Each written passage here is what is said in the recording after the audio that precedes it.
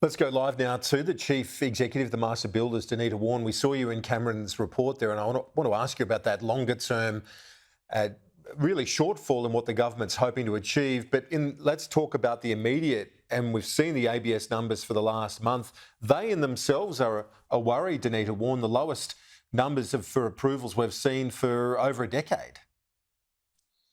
Yeah, that was pretty shocking that 12 years was the last time we saw those numbers. And so we are going backwards before we go forwards. And the issue here is this is not a housing issue, it is an economy wide issue that is suppressing the capacity of us to build. And so, kudos to the federal minister for trying to pursue housing initiatives, but she is being thwarted by many of her colleagues and a lack of a holistic approach being undertaken by the federal government, let alone state and territory governments.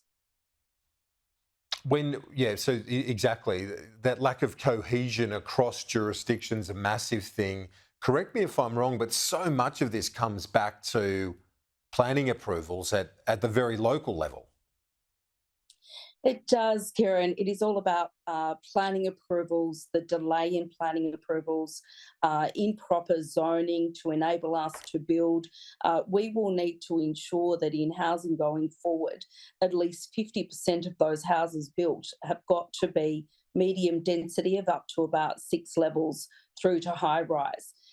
So we simply do not have the capacity, both in terms of greenfields and brownfields. But then, of course, we've got a massive shock on labour shortages, and we have a massive shock on IR.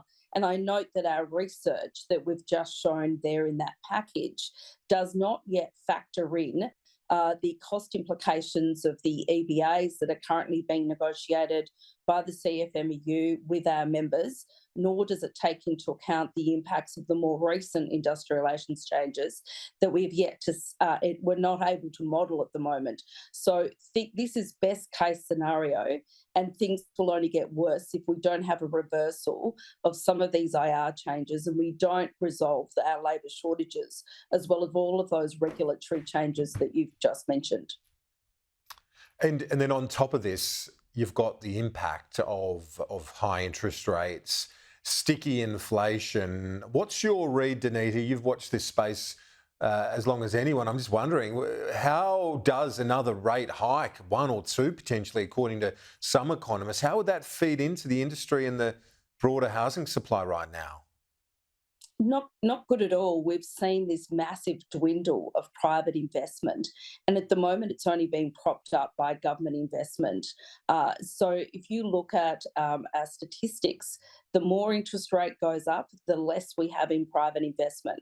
And there is no way known we're going to meet 1.2 million homes simply through government investment. We have to recharge the private investment market, whether it's mum and dad owners, mum and dad investors, right through to institutional investors. Yeah.